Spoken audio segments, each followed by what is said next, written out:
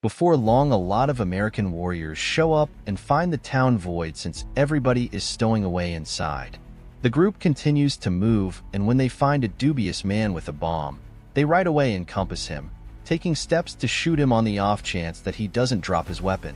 At first, the man attempts to overlook the danger. Yet when he sees the officers mean it, he takes out a weapon which powers the warriors to kill him with a couple of shots immediately. Then Jake illuminates Colonel Mason about the dead man and the bomb, requesting authorization to incapacitate it. Mason denies, however Jake disregards him and deals with it at any rate, effectively incapacitating it. At that point, a mystery second bomb goes off and kills the majority of the troopers. Before long, the men emerge from the structures and encompass the Americans as they open fire, and a horrendous gunfight starts. American troopers are falling all over the place, and just Jake and Mason are left alive. Jake rushes to join his colonel and is nearly shot by the foe. However, Mason saves his life just before a helicopter appears. After 5 years, Jake is making an honest effort to manage another life as a non-military personnel while taking medication for his PTSD. His new position is at an auto shop claimed by Earl, where he needs to make a solid effort to manage a few entitled clients. After work, Jake returns home to invest his energy with his loved ones. He generally tries to save a cheerful state of mind for his child, yet in private, things get tense. Whenever his better half brings up they have loads of neglected bills. Anyway, Jake vows to deal with it like he generally does. At the point when Jake takes care of his child, he shares an image and a tale about his old crew. In the reality, Mason was at the emergency clinic when the child was conceived. Jake mourns not having addressed Bricklayer in some time, and when the youngster inquires as to whether he of all time killed anyone, Jake evades the inquiry. The following day, Jake goes to work and finds a gathering of criminals guaranteeing that Earl owes them cash. At the point when Jake attempts to throw them out, the pioneer Fresh sends his men to thump him. Yet Jake effectively overcomes them all with a wrench. Fresh makes him come by showing him his weapon. Then he leaves with his posse in the wake of promising a cycle 2 later on. A while later, Jake defies Earl, who admits he used to be important for a group as well yet was lucky enough to leave that life and fabricate something he could call a home. Earl guarantees he'll constantly safeguard his block, so Jake doesn't have to stress over his family. Jake feels like he's currently at war and calls his family to mind them. Hearing his wife, let's assume he ought to have been known as the police as opposed to reaching out. Later at night, Jake returns home and sees Fresh in his vehicle referencing restitution, previously heading out. An overreacting Jake surges inside the house and is crushed to find his family is dead, so he shouts and cries as he has an all-out breakdown. Minutes after the fact, the police show up and attempt to ask him a few inquiries. However, Jake snaps and disappears in his truck. He passes through the city searching for Fresh's vehicle while his psyche continues onward through his most joyful family recollections. In the long run, he tracks down the vehicle outside a devious club, so Jake surges inside with a weapon in hand and starts shooting each and every gangster decisively. At the point when he is going to kill Fresh, the man makes sense of that he hadn't intended to kill Jake's loved ones. However, he was given no decision. This doesn't alter Jake's perspective, and Fresh has chance as well. After 5 months, Jake is spending time in jail for his wrongdoing, and his PTSD deteriorates as he goes through a large portion of his day imagining Fresh killing his loved ones. At some point, Jake is shocked to get a visit from Mason, who offers his assistance to resume the case. Anyway, Jake declines since he assumes he has a place there and rehashes everything that he said the judge. He sought his retribution and presently has zero regret. He'd try and rehash it. Then Jake asks Mason to never return and advises the watchman to return him to his cell. That evening, Jake continues to recollect his days with the military and how Mason had resigned later, saving his life. In a little while, Jake is visited by an outsider named Ramsey, who makes reference to he runs a private team. Anyway, Jake doesn't allow him to say more and indeed requests that the watchman take him back. Later at night, Jake is dreaming about his family when out of nowhere, a lot of concealed men break into his cell and calm him prior to grabbing him. At the point when Jake gets up later, he ends up out of jail and finds his ruffian is Ramsey, who admits he's been watching Jake for quite a while and is intrigued by his record. Ramsey's association, called Area 8, doesn't carry on honestly, and Ramsey thinks they can provide Jake back his motivation. As a last touch, Ramsey says Jake's child might want to consider him to be a legend, not a convict, so Jake at long last acknowledges to join. Later in Washington, D.C., Ramsey acquaints Jake with the remainder of the group, Elias, Ajax, Brunner, and Mueller. Then, at that point, he provides him with a visit through what he calls the Batcave while making sense of that they have 8 agents in Washington and 8 somewhere else on the planet. Their orders come from the State Division and the NSA, consistently connected with taking consideration of dangers against public safety. Since Jake is simply beginning, Mueller will be his watcher and go with him to all missions until he acquires rank. Jake will likewise be given a ledger, a loft in the city, a vehicle, a history, also a alias de plume in light of the fact that to the world he's dead. Then, at that point, Ramsey needs to leave, so it depends on the group to put Jake through the commencement process. Ajax begins to incite him, pushing him around and tossing a few punches. Jake won't battle and gives his all to avoid them all. Yet Ajax turns out to be so forceful that he makes Jake snap. He pushes Ajax to the floor and nearly cuts him in the eye with a pin. Yet entirely unexpectedly, a memory of his family streaks to him, and he quiets down. Then Jake leaves, and a disappointed Ajax brings up that Jake has shown dread in that. Implies he doesn't have a place with them, yet Mueller conflicts. In a little while, Jake and Mueller get on a plane and examine Jake's most memorable mission. The objective is a man called Castillo, a protection worker for hire that likewise fills in as a weapon vendor. As of late, he's placed his hands on a few risky schematics that he'll offer to the Russians. So Jake's responsibility is to recover the schematics and kill Castillo and his men. Jake acknowledges they're basically a gathering of professional killers and doesn't anticipate killing once more. At night, the couple comes to Mexico, where they track down Castillo going to make the trade with a Russian moderator in a distribution center. While Castillo and the Russian contend, Jake sneaks around and tactfully kills a watchman. The clamor makes the two packs think the other is setting them up, and this turns them against one another, so their contention before long grows into a full gunfight. The gangsters start kicking the bucket individually and even cause a vehicle to detonate, which causes the battle to stop at last. Then, at that point, Jake emerges and kills each survivor prior to peering inside the vehicle, where there are 2 exceptionally frightened ladies. Jake disregards them and takes the schematics prior to leaving. Later at the base, Ramsey chides Jake for compromising the uprightness of their central goal by leaving those 2 ladies alive. Jake attempts to make sense of they were casualties and blames Ramsey for dismissing human existence. So Ramsey takes steps to send him back to jail on the off chance that he doesn't comply. Then Jake is excused, and Mueller tells Ramsey that Jake accomplished something beneficial. Yet Ramsey is still reluctant, so Ajax cuts in and suggests that Ramsey committed an error.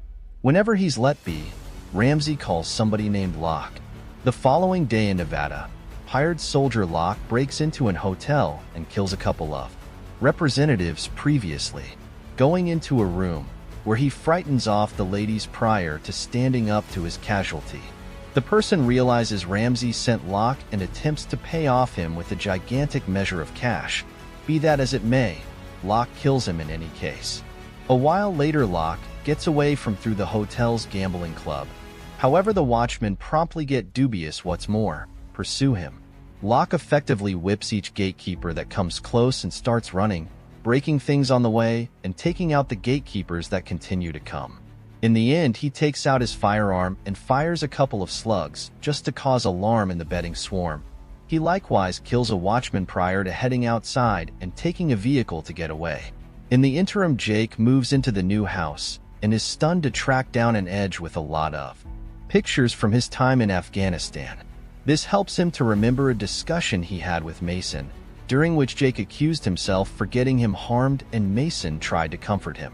Afterward, Jake is drinking at the bar and Mueller goes along with him, so Jake attempts to get some data out of her. Mueller is clueless about Ramsey. However, she makes sense of that. She used to be in the armed force and punched a commandant official that censured her. In a little while, Ramsey gives them their new mission.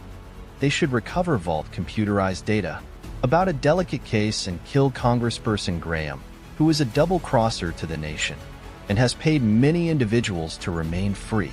Security will be extremely severe. So Ramsey reminds everybody, particularly Jake, that they should retaliate. A couple of hours after the fact, the gathering comes to Graham's occasion in California camouflaged as greenskeepers. Mueller sneaks inside to kill every one of the gatekeepers she can find and at last security learns of the circumstance, so they remove Graham in a van. While Mueller hacks the representative's PC, Jake pursues Graham, shooting a couple of shots. Without any result. The van is excessively quick for him, so Jake pursues a faster route by hopping over a slope and makes do to hinder the street. A watchman attempts to battle him, however, Jake rapidly kills him prior to moving toward Graham, who asks for his life while saying he has a family. Jake is out of nowhere wrecked with recollections and chooses to allow Graham to live. Anyway, the group appears and Ajax kills Graham prior to reminding Jake not to hold back. Later at home, Jake battles with his responsibility and cries while checking out at pictures and drinking. Out of nowhere, he sees concealed men running external his window, so he stows away before they enter his home. The men search for him in each room, yet Jake figures out how to get away from through the secondary passage. The following day, Jake goes to see Mason and recounts to him the entire story. Mason makes reference to he knew the genuine Area 8 was destroyed during the 90s and the one working presently is only a cesspool of shamed specialists from the military, CIA, FBI, and so forth. They even have significant associations in Washington, so assuming Jake is running from Segment 8, he's in serious peril. Mason has never known about Ramsey and vows to settle on certain decisions. He likewise consents to help Jake with a few cash and a firearm. Thereafter, Jake gets back to his old neighborhood and gets a call from Ramsey, who needs to meet to work things out, yet Jake denies. Then, at that point, Ramsey requests that Mueller call Locke, who is at present concealing in Argentina, to give him the mission of killing Jake. In a little while, Jake finds his child's closest companion, and as they discuss the misfortune, he discovers that before his family's homicide, New was seen with individuals in dark suits like the spies found in comics. Before he can get any more data, Locke appears and starts shooting, so Jake pushes the kid into a shop prior to taking off. Alarm assumes control over the area as Locke kills a couple of regular citizens, and soon the police show up just for Locke to shoot them too. This interruption permits Jake to get away, so Locke takes a squad car and goes looking for him while calling Ramsey to let him know what occurred. At night, Jake is stowing away at Earl's shop and recollecting how Earl raised him later. His folks passed on. Out of nowhere, the PC begins blaring to report the appearance of the group, so Jake and Earl get a few weapons to battle them. Jake nearly has chance by Elias, yet Earl rapidly takes him out. Next, Brunner bounces on Jake, and they start battling on top of a vehicle when unexpectedly, Ajax takes shots at them. Brunner pivots to holler at his indiscretion, and Jake utilizes the opportunity to cut him with a screwdriver. At the point when Ajax starts shooting once more, Jake involves the body as a safeguard and recovers his weapon to begin shooting back. Yet he before long runs out of projectiles. Ajax has a couple of left yet squanders them intentionally on the grounds that he needs to battle Jake hand to hand. Again, to demonstrate he's better. The men start trading hits all around the shop and Ajax attempts to wound Jake. Yet he closes up having chance by Mueller. A while later, Jake minds Earl, who is fine, and gives Jake his vehicle keys so he can get away since the police are coming. Later in the vehicle, Mueller says she saved Jake in light of the fact that she likewise needs to leave Segment 8. Jake doesn't figure he can trust her and requests to be taken to any place Ramsey's remaining. The following day, the couple shows up in Montana and attempts to slip through a timberland to view as Ramsey's lodge. However, when Jake pivots, he's unexpectedly taken out. Subsequent to longing for his family once more, Jake awakens attached to a seat in a room with Ramsey and Mueller, who has been working for Ramsey to lay out this snare for Jake. Ramsey says he has an astonishment, and Jake is stunned to see Mason go into the room, learning he's been working with Ramsey also. The association had been requiring a specialist with Jake's abilities, so Mason let them know how to get to him. This implies they were the ones to pay new to kill his loved ones. Jake can't really accept that Mason sold out him, yet Mason simply says that Jake was squandering his ability on vehicles and a youngster. A while later, the gathering lets Jake be, and Mason pays Ramsey and Mueller the cash they settled on. Ramsey says they ought to kill Jake in light of the fact that he's an obligation, and Mason concurs, yet he glimpses inside. While Mueller counts the cash, Mason goes to see Jake and liberates him prior to admitting reality. He had been recruited to bring down Area 8 from within, and presently he needs Jake to assist him with completing the task. Then Mason sets off the alert deliberately, and when 2 watchmen come to check, they rapidly kill them. More men continue to come, and the team shoots them all as they make there to track down Ramsey. Another gunfight starts as projectiles obliterate their environmental factors, and when Ramsey sees them, he stows away with Mueller and offers Jake the cash from Mason. Jake declines with a shot, so next Ramsey attempts to persuade Jake that this is all Mason's issue, yet Jake doesn't trust him. While they contend, Mueller sneaks around and attempts to shoot Jake, yet Mason tells him to move and takes the projectile, all things considered, wrecking Mueller consequently. Jake hurries to beware of his companion, and Ramsey attempts to snatch the cash. However, Jake alarms him off with a couple of shots. Then, at that point, Mason requests that Jake follow through with the task and passes on. At that point, Mueller slices in and attempts to shoot Jake, yet she's out of ammunition, so they begin battling hand to hand, all things considered. Subsequent to trading a couple of hits, Mason wounds Jake in the shoulder, yet he utilizes the opportunity to turn her own hand against her and kill her. A short time later, Jake heads outside and sees Ramsey escape in a vehicle, so he takes a vehicle and pursues him.